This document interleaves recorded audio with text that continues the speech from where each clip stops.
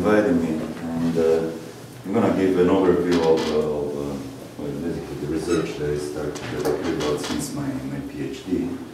And every day we encounter many different sounds generated by many different objects and events. So we do not just encounter speech sounds, but we hear croaking frogs, musical instrument sounds, blowing wind, and so on and so forth. And the task that our perceptual system carries out is the same task, our auditory system carries out, is the same task that the visual system carries out. So based on the information, in the case of the visual system, the images on the retina, we try to understand, we try to recover the properties of the environment around us. We try to understand whether that's a chair, that's a glass, and so on and so forth. And we do exactly the same in the auditory system. And my entire research is about understanding how the auditory system allows us to recover the properties of the acoustical environment, and the most important properties for these purposes are the properties of the sound source, and try to understand how this is achieved, which is based on which acoustical features, and based as of lately on which neural processes. So I will describe briefly the psychophysics research I carried out on this topic, then I will move on and talk about it in more detail to the neuroimaging research, and I will finally give an overview of where my research plan is headed. So, as Michael was saying, my psychophysics research has been carried out across a variety of institutions. I started at the University of Padua, the Department of Psychology, then I moved to the KTH, the Speech, Music and Hearing Group, to working with the music acousticians. Then I went to the IRCAM in Paris, and then I moved to McGill University in Canada to work in this interdisciplinary center called Kirby, which groups together music acousticians, various sound engineers, neuroscientists, and music psychologists. And I investigated a variety of issues, and my biggest obsession during my psychophysics research years has been to try to understand how we recover the material of objects from sound. So is this a clinking glass? Is that a metallic object, wood or plastic? And so I carried out basically a number of studies where I was presenting people with impact sounds generated by striking plates of different materials.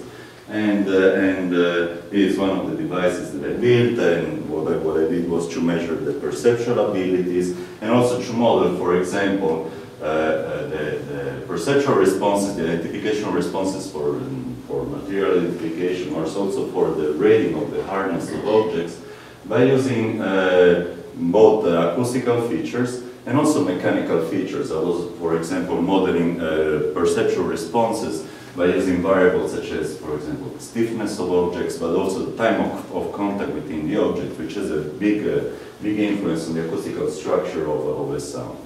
And well, one of the things that I found, for example, is that when we are asked to identify, we are very good at differentiating between large categories of materials. We are excellent at differentiating between wood and plastic on the one hand, and metal and glass on the other. But when we are asked to identify materials within these categories, what we do is we are not that good. And actually, we tend to use the size of an object to identify its material. So that, for example, regardless of whether an object is made of glass or of metal, we tend to say that it's made of glass if it's small, and of metal if it's large. And the same applies for wood and plastic. And another study that I carried out on this topic is about the multisensory integration. So here, the main goal of this study was about a collaboration with human-computer interaction people who were developing some actuated tiles where people could walk on. And yes, these tiles vibrated and delivered sound in such a way so as to simulate different materials, like is it gravel, marble, and so on and so forth. So when I being a psychophysicist, what I told them is, okay, but before you start working on your synthesis model for the delivery of cell information and tactile information to the foot, why don't we try to understand which are our actually discrimination abilities with real materials, so that you don't waste time in modeling something in your physical model that we might just not be able to perceive that way. And so in this study, what I was interested in was the ability of participants to identify the material of walked upon of the ground that we're walking on.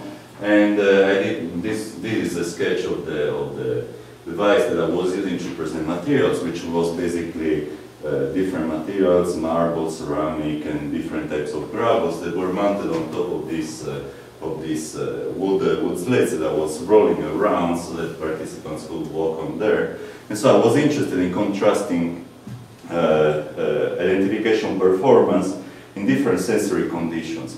So when we heard only the sound that we generated while walking, actually it was recorded for offline experimentation, but also when participants were walking and they had access to both acoustical and tactile information, haptic information, and also when they were walking and they had access to only tactile and haptic information. Haptic information basically is about not just the sense of touch, but it's about kinesthesia as well, which is our perception of, for example, of balance and of the movement of our joints.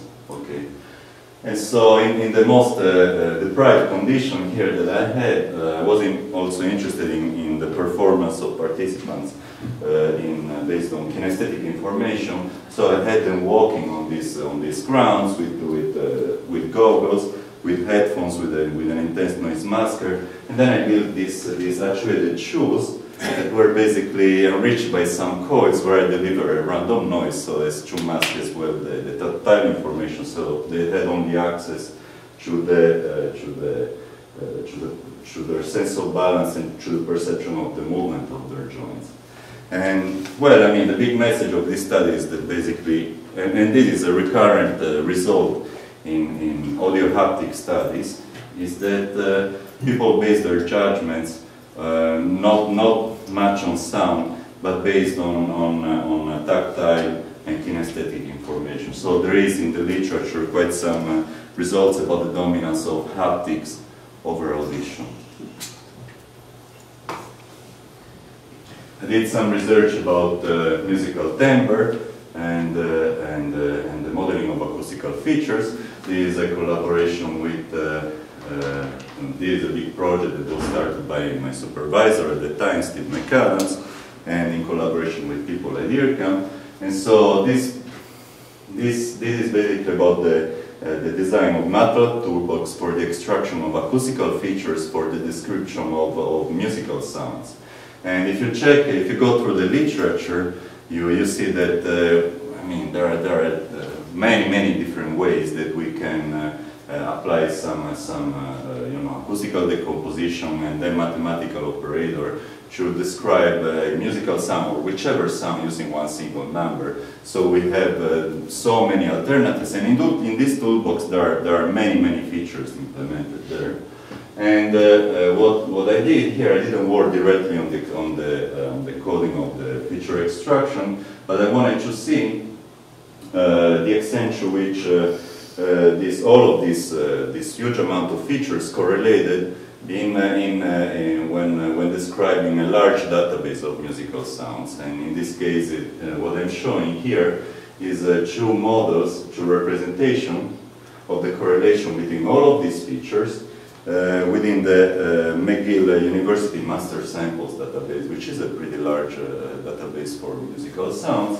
And well, to make a long story short, what we observed there is that we tend to have obviously clusters of features. We have groups of strongly correlated features. And the interesting thing is that we found a number of clusters that make a lot of sense, which is, and these are basically what I think are minimum requirements when we try to prepare some, for example, music information retrieval application, or also when we try to model perceptual processes using acoustical features. So what we found was first a cluster of that described the spatial features in time, the average of the spatial features across time. So we have, for example, one of the biggest spatial descriptors to this purpose is the spatial centroid, which is a measure of where in the spectrum we have most of the energy, and we measure it as a function of time. And so in one of these clusters we had, for example, the average spatial centroid. In a separate cluster, instead, we had a measure of the temporal variability of these spatial features. So, and then we have a cluster that describes energetic features, such as, for example, the intensity of the signal, but also another very important acoustical correlate for the perception of musical sounds, which is, for example, the attack time, which is how long it takes for the sound to reach the peak starting from onset. And then we had descriptors of the periodicity of the sound. How periodic is our sound, or how noisy is it? Okay, how regular is the acoustical structure in time? Let's say. And so these are basically the four most, the four largest clusters of descriptors that we found in this study. And this is what I also applied in my subsequent research on the brain imaging of natural sounds. So I used this study to draw some guidelines about how to model neural processes as a function of acoustical features. Finally, another study which then is the starting point for my brain imaging research is about the perception of categories to a certain extent. So we can have different categories of natural sounds, and categories basically are probably the grossest distinctions that we can make between environmental sounds. Are the grossest the grossest properties of a sound source that we can recognize. So we can have vocal sounds, non-vocal sounds, we can have living sounds, non-living sounds, and so on and so forth. And so what I was asking myself is, okay, great. During all of my research, I found that acoustical descriptors, acoustical features, account very well for the perception of these natural sounds. And so, which are the limits of this acoustical explanation of perception? Is there something else that perceivers, that listeners focus on when asked to estimate some perceptual aspect of these sounds? So in particular, in this study, what I did was I asked participants to estimate the dissimilarity, how dissimilar are all of these sounds. I had living sounds and non-living sounds, and what I was interested in was whether, when we asked participants to focus to just estimate the dissimilarity of natural sounds, whether they focus on the acoustical structure or on something else, or on the, let's say, semantic structure of the sound. Okay, and the two are not necessarily independent. There are statistical statistical tools that we can use to take them apart, these things. And by semantics, what I mean with semantics is basically, well, in this particular study, I had three conditions. Okay, so I was asking participants to either estimate the dissimilarity of these sounds without asking them to focus on anything, or I asked them to estimate the dissimilarity of the sounds by focusing on the acoustical features, and I had some training before the main experiment where I made sure that they focused to a certain extent just on the acoustical structure. Or in a separate condition, participants were not even presented sounds, but they were presented the identification labels. For example, croaking frog, or crying baby, or crackling fire, and so on. And so I asked them to estimate the dissimilarity in the meaning of these identification labels. Okay. And so what we found, what we were interested in, was whether the dissimilarity in this unbiased condition resemble much more the dissimilarity in the acoustical condition or the dissimilarity in this word-based semantic condition. And what we found was that whereas non-living sounds such as hammering nail or crackling fire or blowing wind were estimated, the unbiased dissimilarity resemble much more the acoustical dissimilarities, which is when we estimate non-living sounds, we focus more on the acoustical structure. For living sounds such as croaking frog, crying baby, or hissing, what we do is instead we focus a little bit more on the semantic structure rather than we don't ignore completely, of course, the acoustical structure, but there is a bias towards focusing on this more acoustic independent, high level semantic aspect.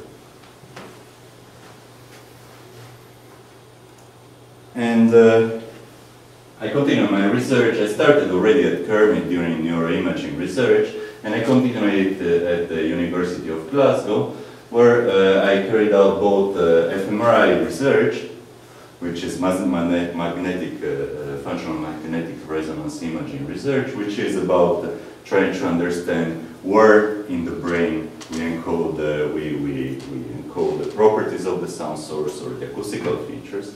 And I also carried out MEG research, Magnetoencephalography research, which is about measuring the time-varying magnetic fields produced by the electrical activity in the brain. And so this is more about, not that, but it's more about when we encode specific aspects, when in the brain, in this time-varying activity, we have information about acoustical features or categories and so on.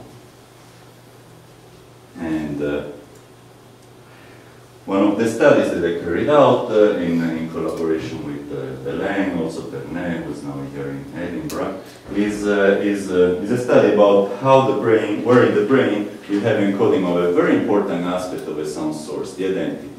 So we recognize this or that speaker, we recognize this Fender Stratocaster or an Ibanez guitar, or we also recognize this vacuum cleaner or that vacuum cleaner.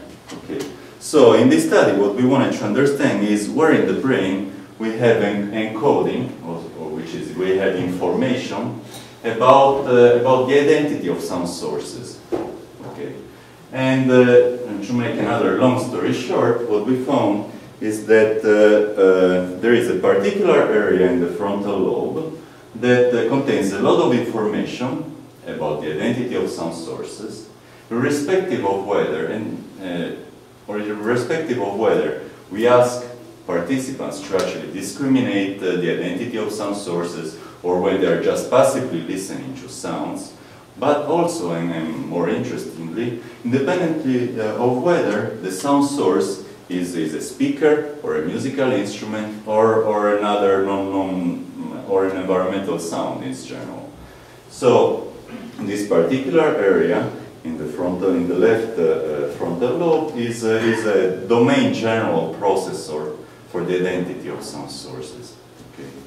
And another interesting thing that I found, I always try to model also brain data using acoustical features. And in this case, what I did was to try to understand whether a particular set of acoustical features that I will describe in a few slides explain the activity in this frontal area. And what I found was that the activity in this particular frontal area was also explained, very well explained by the acoustical features. And this is a bit puzzling for someone working in neuroimaging, because actually all of these acoustical features should be computed in the auditory cortex, the temporal lobe, and not in the frontal lobe. But I mean, this doesn't mean, so what we conclude here is that, of course, we don't conclude that there is computation of acoustical features in the frontal cortex, but it's just information computed here in the temporal lobe and then relayed there for the purpose of the identification of a sound source.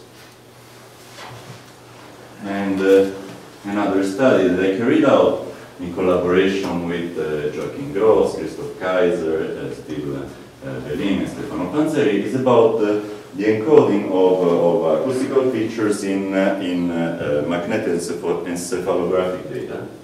And here the current trend in the analysis of MEG or electroencephalography data is not just to take the raw electrical or magnetic signal, but to decompose it in frequencies. Okay. And so what is done is this spatio-temporal decomposition of the neural data, and also one investigates whether there is information not only in this or that particular frequency, but more importantly, whether the information about acoustical features in this case or other aspects of a stimulus is contained in the power or in the phase, okay, of the let's say oscillation of the at this particular frequency. So we just bend past our data and apply a phase power decomposition. And so the overall result, what we know already, is that sounds are differentiating very, very, very well. There is a lot of information that discriminates between all of the sounds in the phase of so-called low-frequency oscillations, which is the phase of the signal that you get when you band pass your MEG or EEG data at around, you know, from 2 to 6 to 8 hertz. Okay, and so what we wanted to do here was to further characterize this discriminative response. And so we measure not only the ability of these low-frequency oscillations to discriminate between all of the sounds that we had, it was very diverse natural sounds, but also we measure the encoding of acoustical features, timbre loudness, spatial centroid, which is the brightness, periodicity, which would be the harmonic to noise ratio, and timbre in pitch, and also the information that we have in this spatio-temporal representation about the behavioral, the perceptual dissimilarity. And so what we found is that, again, the phase of these low-frequency oscillations discriminate between sounds, but also encode a lot of information about the acoustical features, and also contain information about the perceptual dissimilarity of this sound. So this is really a study about about understanding and characterizing the neural code. Okay.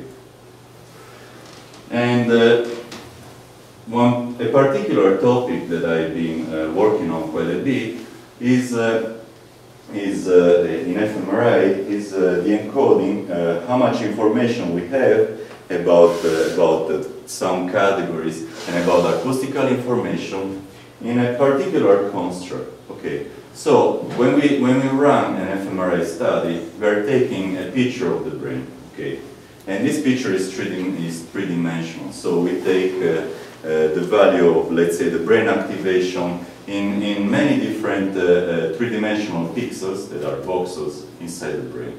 Okay. So up until you know, like 5, 6, 7 years ago, what people did was to analyze these voxels, these tiny dots inside the brain independently. Okay, but then, and this is something that had already been done quite some years ago, at least starting from 2000. It doesn't necessarily mean that the brain works as if it was, you know, multiple isolated elements. But there might be some information about our experimental condition, about acoustical features, and so on, in how this activation is distributed across the cortex. So it's not just each element in the cortex in isolation, but it's really the spatial pattern of activation in the cortex that might contain a lot of information about the sounds, in this case, about the acoustical structure, for example. And so I carried out 2 studies, really just to understand the encoding of sound categories and acoustical features in the spatial patterns of fMRI activation, how this activity is distributed in the brain. And so, in this particular study, what I was interested in is again, the encoding of categories, but there was a question that was puzzling me very much, which is, okay, there are many different studies already that show that different areas in the brain respond selectively to different categories of sounds. So, for example, we have some areas in the brain that respond much more strongly to human voices than to the rest of sound, or the other non-human voice vocal sounds. We have areas in the brain that are, for example, activated selectively by human action sounds, hammering nails, sawing wood, and so on and so forth. So there are all these important and nice studies in the literature that find that these so-called category specific responses, but my doubt was, okay, there is this area in the brain that responds much more for vocal sounds than non-vocal sounds. But is it that the brain is responding to the category per se, or is the brain responding to some acoustical property that differentiates reliably between vocal sounds and non-vocal sounds? So, for example, one candidate is the periodicity of a sound. How periodic is it? Which is, human voices tend to be much more periodic than hammering nail or sawing wood. Okay? And so, what I wanted to understand was the extent to which we would observe these category-specific responses in the brain after we get rid of all of that part of the data that is explained instead by acoustical features. Okay.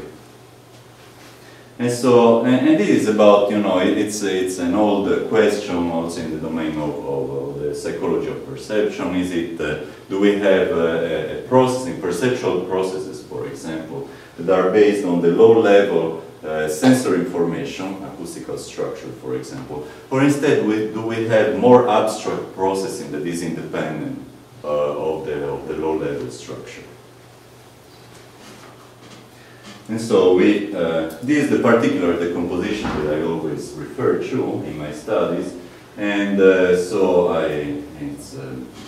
basically what I do, I take the waveform, I use a model of the peripheral, of the processing in the peripheral auditory system to extract timbre in loudness and timbre in spatial centroid. I go in the main acoustical coordinate of the brightness, very important for musical timbre perception. Then I carry out a periodicity analysis to extract the timbre measure of periodicity, HNR, and timbre measure of pitch. And I take into account in my decompositions, depending on the data, both the measure of the central tendency of these timbre vectors. In this case, I was taking into account the median of the timbre loudness and so on and so forth, and also a measure of the temporal variability, which is in this case the interquartile range, which is a robust standard deviation. That's it. And so I had a bunch of sounds, vocal non-vocal, human non-human action, and living non-living. And I use this rather fancy method that allows us to understand the extent to which these spatial patterns of fMRI activation contain information about acoustical features or some categories independently of acoustical features. And using this method, what I found was, and this is a rather nice aspect of brain imaging research with natural stimuli, which is in this experiment I found encoding of a number of acoustical features. I found encoding of the medium of the timbre in pitch, of loudness, of spatial centroid and periodicity. And it's nice. Why? Well, because when we study the encoding of acoustical features using non-natural, non-synthetic sounds, we might tend to basically synthesize our sound stimuli so that they vary along a very small number of dimensions. Whereas here we carry out a study using natural sounds, so we bring in the natural acoustical structure that we have in the environment, and we can investigate the encoding of many different acoustical features. And so that's why I say that brain imaging of natural sounds is a powerful instrument for understanding signal processing in the brain. And then also we also found particular areas in the cortex, in particular in the posterior parts of the temporal cortex, that contain information about some categories. Even after we removed of the data all of the information that we had about the acoustical features. So we might conclude that these particular areas in the posterior temporal cortex are engaged in so-called abstract encoding of categories. But here the caveat is very simple. Well, who tells me, okay, this was the pitch for the paper, but in reality it's obvious that we can continue extracting acoustical features from a sound. May I consider restricted now? I consider 12 acoustical features in general. But for example, I didn't consider one a very important acoustical feature, which is the roughness of a sound. So who tells me that these abstract encoding results would have survived if I had considered, for example, timbre and roughness or other acoustical features? Okay, so all of these things have to be taken with a bit of a grain of salt. So the last study is not even about acoustics in this case, but it's again about the encoding of category information in the brain, in spatial patterns of activation. So in the previous study, I found that the brain contains information for differentiating between very grossly defined categories, for example, vocal versus non-vocal. So now we know that spatial fMRI patterns are able to differentiate categories, but there is a lot that we still do not know about how the brain represents category information. So, for example, I carried out all this analysis about the spatial distribution of the fMRI activation.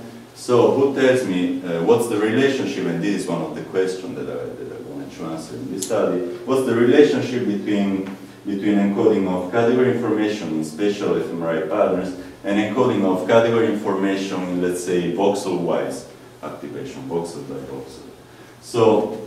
And what I wanted to know also is what's the relationship between the encoding of these large differences between categories and the differentiation of the within category exemplars. So for example, what is the, do we have the same centers in the brain that differentiate between vocal and action sounds, and also are very good at telling apart the sound of a baby crying from the sound of a woman crying, for example. And so, exemplar discrimination, and also what's the relationship between the processing of between category distinctions and the processing of within category structure. So, for example, if we focus just on human voices, we have that the brain can differentiate, obviously, between, for example, male and female voices, or between speech and non-speech voices. Okay. Or, for example, with action sounds, we have other distinctions that we can carry out. So, what I wanted to do was basically to have an empirical framework for bringing together a variety of constructs that we can use to measure category information in the brain, between category differentiations, within category structure, exemplar discrimination, and so on and so forth. And so, what I did was to I investigated vocalization. I had two sound sets. So vocalizations on the one side, which could be female or male, and we had affective phonemes, like phonemes of people, of happy phonemes, sad phonemes, and so on. Then I had continuous foreign speech. I had physiological sounds, such as sneezing and yawning. And then for action sounds, instead, I had first the distinction between continuous and impulsive sounds, which is very important from the psychophysical point of view. And then I had the distinction between materials, states of matter. So I had the distinction between gas sound sources, liquid sound sources, and solid sound sources. Okay, it's in hair dryer, pouring wine, or sawing wood. Okay. That's a picture of the pipeline, and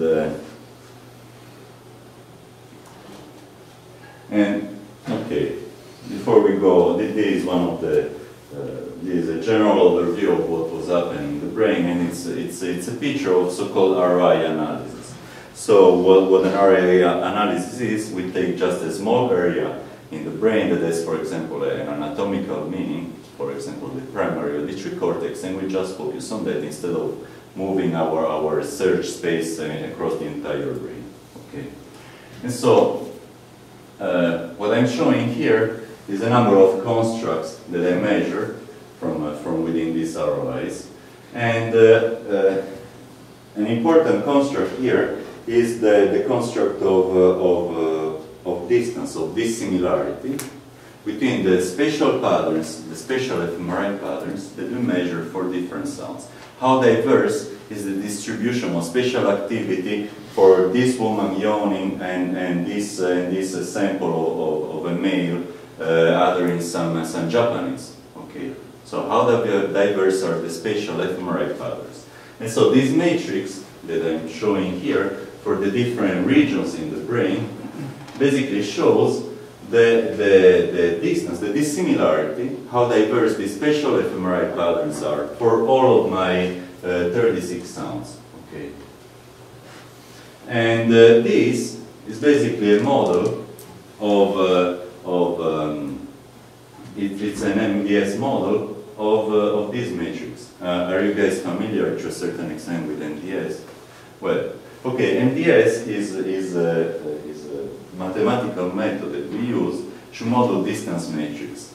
And so a classic example to understand what MDS does, multidimensional scaling, is to think about the fact that with this method we can take a matrix that specifies the distance between all of the cities in the UK, okay, with no information about where this city is, where that city is. Well, with MDS, what we can do is basically to have in input this distance matrix between the cities, and in output, what it gives us is basically the geographical map. I mean, without mountains and so on, but it basically gives us the spatial layout of the cities. Okay. So, what we can do is we can apply this method with any distance matrix. And so, what we do is we model, we take an input, the distance matrix, and what we have in output is a space where points that are very dissimilar, stimuli that are very similar, or cities that are very close are actually also close in the multidimensional scaling representation. Okay. And stimuli that are very, very dissimilar are far in this spatial representation, in the multidimensional scaling model. So here what I'm showing is the multidimensional scaling of the distance matrices that I measured in various areas, and this is, for example, the primary auditory cortex, and what I have is in blue all of my action sounds, and in red I have all of my vocal sounds, and this is basically silence. This is what we observe, the fMRI data that we record for silence.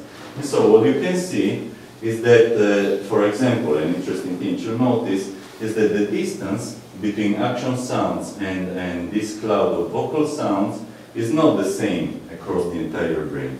But you see that, for example, it is very, this distance is very large here, in this particular area. Okay. And this, by the way, is speech. Okay. So you can see here in the primary auditory cortex, we have the two clouds. There is some separation. This is where the brain receives, it's the primary station where information comes to the cortex from the ears. And so we can see that the primary auditory cortex, yeah, there is some differentiation between the categories, but it's not as big, as large as what we can have, for example, in this particular area. And you can see the same for speech. It gets much and much more separated. What does this mean? This means that, for example, in the primary auditory cortex, we are not capable of differentiating the spatial fMRI patterns, do not differentiate reliably between, for example, speech and non-speech sounds, but this differentiation comes a bit more anteriorly, for example, in other areas. So what's the meaning of this area? This is the middle superior temporal gyrus. It's an area that is rather close. It's a bit more lateral than the primary auditory cortex, and it's classically it's so-called the temporal voice area. So it's an area that we already know from a lot of other studies that reliably differentiates between vocal sounds on the one hand and non-vocal sounds on the other. And this is instead, what we can see is that, for example, speech gets much more differentiated from the rest of the sounds, which then come back close, come again close together here in this particular area, which is the anterior temporal cortex, where we know that a lot of the speech processing takes place. Okay. And so, what we did, as I said, don't worry about this. What we did, as I said, was to measure the information that we have in the brain about category encoding in many different ways, including, for example, the perceptual dissimilarity of all the sounds. So, what these maps show is how much information we have about all of these different ways that we can use to measure information about categories. And what is interesting here is that this is all the results that we get when we focus only on vocal sounds. This is the results that we get when we focus only on the action sounds. And this is the results that we get when we focus on all of the sounds at the same time. And so what you should try to glance here is the fact that these figures actually share a lot of similarity between themselves. These figures as well. So we have basically a lot of similarities in the information, the spatial distribution in the cortex that we have. For example, for the behavioral dissimilarity or for the differentiation between the different action sounds that we have, and or for other constructs that we have. Which is what this means, and this is represented better here. This is another map that I will explain. What this means is that there are areas in the brain that carry out a lot of computations related to how we perceive the categories of sounds, how we differentiate, how we rate their dissimilarities, and that these different areas actually are not the same for the two categories that we investigated. Okay. So, for example, this is another way of showing the similarity of the maps that I was showing before. And what this shows is that, for example, this is for action sounds and this is for vocal sounds.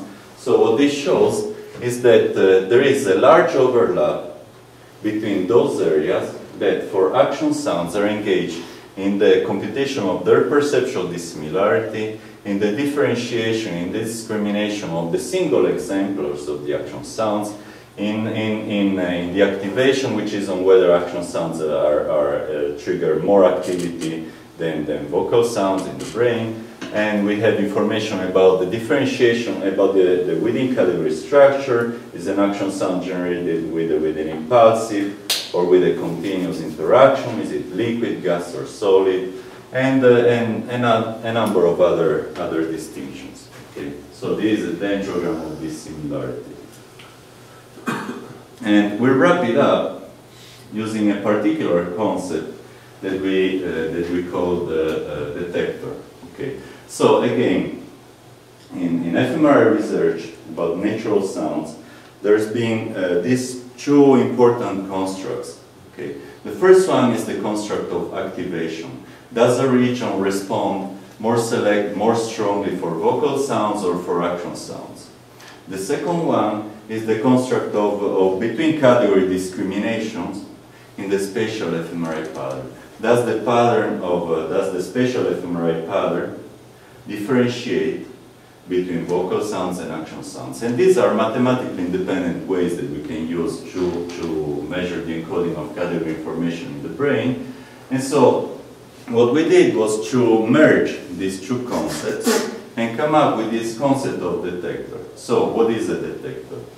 What is a detector for vocalizations? Well, a detector for vocalizations is an area that not only is able to differentiate with a spatial fMRI pattern between action sounds on the one hand and vocal sounds on the other, but it's an area that to a certain extent responds more strongly for vocal sounds than for action sounds.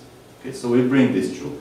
And what we did was to observe this particular way for the brain to react, to respond to different categories of sounds. We found that we have this so-called detector behavior, the merging of the between category differentiation with this between category activation measure. And we found it for both vocalizations and action sounds. Okay. And what do these detectors do? Well, what we wanted to find out was whether these detectors, which are the merging again of two different theoretical, let's say theoretical concepts, whether they have some other functions. So are they involved, for example, again, in the differentiation of between category of the exemplars within the same category? Do they encode the structure, like male, female, or speech, non-speech? Or are they important for behavior? Do detectors contain a lot of information about the perceptual dissimilarity, for example? And well, the numbers in these bars are basically a measure of how many of the voxels that are characterized by this detector, let's say, behavior, include information about perceptual dissimilarity within category structure and exemplar discrimination. And so you can see that in general, although these numbers are high for both vocalizations and for action sounds, despite the fact that this detector geometry for these two categories emerges from widely different areas in the brain. So one is vocal sounds that are encoded with this detector response in more middle to anterior area of the temporal lobe, whereas we find this for action sounds in the posterior aspects of the brain, of the temporal lobe. So what we do is we conclude that this particular detector, we call it detector representational geometry, this detector response is a general principle that our auditory system uses to represent categories of natural sounds. And that not only we observe it for different categories, but we observe very similar functions for different categories, which is they're important for behavior, for perceptual dissimilarity within category encoding and exemplar discrimination. And that's the pitch. And so again, this is the framework where my research has been roaming around. So we have again the levels of how we recognize the properties of the sound source. We focus on sound representation, or on auditory dimension, temporary loudness, pitch, and so on and so forth. I focus on what we recognize in the sound source, gross category distinctions, or sound source properties such as the identity or materials and so on. And well, there is a lot to understand still. For example, we actually don't have a lot of knowledge about which of these, among all of these sensory dimensions that we can extract, timbre and acoustical features, is encoding in which area of the brain. Or we don't have, when we investigate the encoding, for example, of category distinctions, we're actually making an assumption that, for example, the vocal, non-vocal distinction is encoded in the brain, but we never actually use a so-called data-driven approach that uses the data to come up with these category differences. So we always use a priori hypothesis, and we still miss really a data-driven approach. And we still do not know a lot about about the encoding of the properties of non-vocal sound sources. So we can operate within each of these levels independently and answer a lot of interesting questions.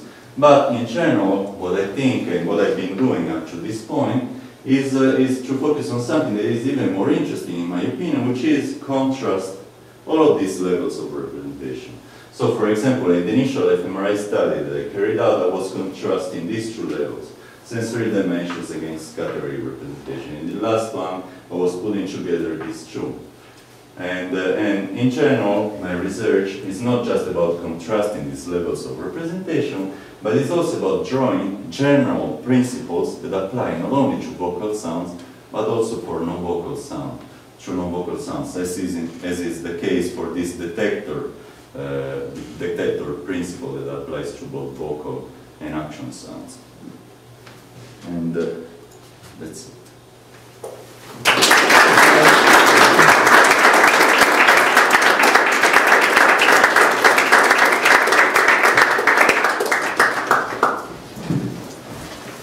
Thank you very much, Bruno, for this absorbing talk. Do we have any questions from the floor? I couldn't help noticing that the vocal sounds activated a much wider area. Yeah. And at first I was thinking it was the other way around, that maybe you were getting some kind of activation of motor things for the action sounds. Yeah. But in fact it's the other way around. What in your vocal sounds, were you including both speech and non-speech? Yes. Okay. Did you look at any difference between speech and non-speech? Because one of the obvious things might be that you're triggering a bunch of information about the speaker that you're going to get from speech that you're not going to get from non-speech. And that might be why you're getting this much wider activation. I didn't carry out this the statistical test to ascertain whether speech activated more these brains than non-speech. But what I found instead was that I tested various within-category differentiations for the vocal sounds. So I had both the male-female distinction, and I had the distinction between speech, let's say affective phonemes, and what was it, physiological vocalizations. And so among all of these things, the only one that I basically was able to measure reliably was the speech-non-speech distinction. Mm-hmm. So it wouldn't surprise me, and this was in the spatial fMRI patterns. So given this result, it wouldn't surprise me if this speech-non-speech distinction also generalized to these activation differences. But in general, let me just complete the story. Well, it's I collected a lot of data for this experiment. In particular, I have a limited number of subjects, it's 5+ subjects, but each of them went through 10 fMRI sessions. Why is it? Well, because with just 2 fMRI sessions, I was able to find, for example, a reliable activation specific to vocal sounds, but with so little data, I wasn't able to find a reliable activation for action sounds. I needed much more data to have the data for action sounds come above the noise floor. Which is, and why is that? Well, because most likely, at least for this fMRI data, and brain imaging in general, it's quite likely that voices are like a magnet for the ball response, yeah. So, yeah, that's why. I'm a linguist, so I have no trouble believing that. No, yeah, but me, you know, you saw where I come from, you know, right. Impact sounds, blah, blah, blah, so I'm a bit disappointed, but that's what the data tell me, so. Where are your subjects healthy? I come from music therapy when I was looking for methodologies to assess post-stroke coma. And the response that they might have to sound stimulus. And I know it sounds like there's data there's gaps before you could say get a profile for what is vertical is normal, so that you might be able to compare with cognitive problems in the future, and then possibly be able to assess the appropriateness of different therapies, sound therapies. Mm-hmm. Would you take work like this in that direction? Yeah, if I had clinical populations to work with, yeah, it would be super interesting. In this case, it's all research on normal hearing subjects. And in particular, I really limit my research to a restricted set of people, which is, I don't even investigate musicians, because musicianship might actually alter the patterns of cortical activation, and just focus on right-handed people.